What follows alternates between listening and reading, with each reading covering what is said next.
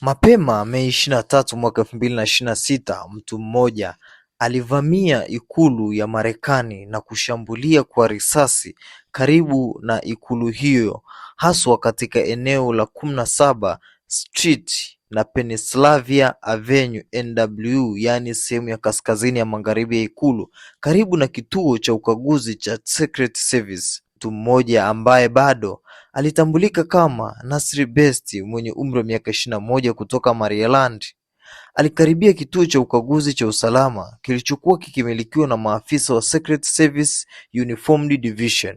Alikuwa amebeba begi na hakuna dalili za mapema zilizoripotiwa kuwa alikuwa na tabia ya kushukua wakati huo, ingawa baadaye alifahamika kuwa alikuwa na historia ya matukio kadhaa ya awali na Secret Service. Ghafla mtu huyo alichomoa silaha inayodaiwa ni bunduki ndogo kutoka kwenye begi lake na akaanza kuwapiga risasi moja kwa moja kwa maafisa wa Secret Service walikuwa wapo kwenye kituo hicho.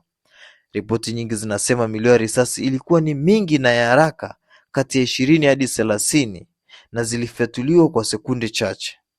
Maafisa wa Secret Service walijibu haraka sana na kurudisha risasi. Mshambuliaji alipigwa risasi na alijeruhiwa vibaya mno. Wakati huo huo, mtu mmoja aliyekuwa karibu naye alipigwa risasi na kujeruhiwa. Hali yake ilikuwa mbaya sana. Hakuna maafisa wa Secret Service waliojeruhiwa. Ikulu ilifungwa kwa muda. Kwa mara moja, waandishi wa habari waliosimama kwenye North Wam waliamriwa kuingia ndani haraka na kukimbilia White House Press Briefing Room. Waandishi waliripoti kusikia milio ya risasi na kuona maafisa wakipiga kelele, "Shoot fire, get down" na "evacuated". Maafisa wengi wa ziada pamoja na FBI walifika eneo la tukio kwa haraka sana. Rais Donald Trump alikuwa ndani ya ikulu wakati huo na hakuathirika kwa chochote. Aliendelea na shughuli zake kama kawaida baada ya tukio hilo. Secret Service ilitoa taarifa fupi mapema kwamba walikuwa wanachunguza ripoti za risasi karibu na 7th Pennsylvania. Katika hatua hiyo ya mwanzo, ndani ya dakika 30 hadi 60 za kwanza, hakuna jina la mshambuliaji lililotolewa rasmi. Habari zilikuwa zinazungumzwa tu kwamba ni mshambuliaji au mtu mmoja aliyepiga risasi.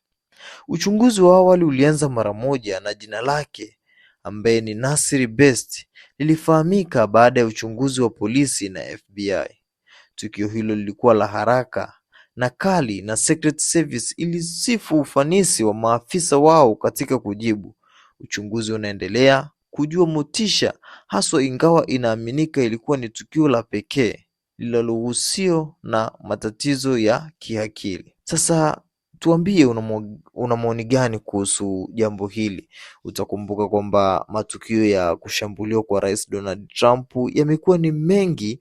Tuambie una maoni gani kuhusu jambo hili? Usisite kutuandikia hapo kwenye uwanja wa comment section. Pia usisahau kusubscribe ili uwe kwanza kupata taarifa zetu kila mara tunapoziweka.